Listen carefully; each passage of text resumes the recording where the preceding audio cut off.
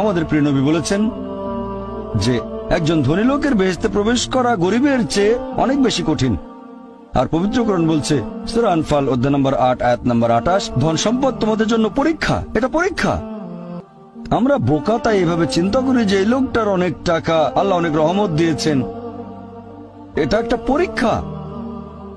যদি এই রহমত ঠিক মতো ব্যবহার না করেন এটা অবশ্যই রহমত, তবে এই পরীক্ষায় ফেল করার সম্ভাবনা অনেক বেশি। যেমন ধরেন বোর্ডের একটা পরীক্ষার প্রশ্ন গত বছরের কথা, 2 বছর আগের কথা, 2002 সালের কথা।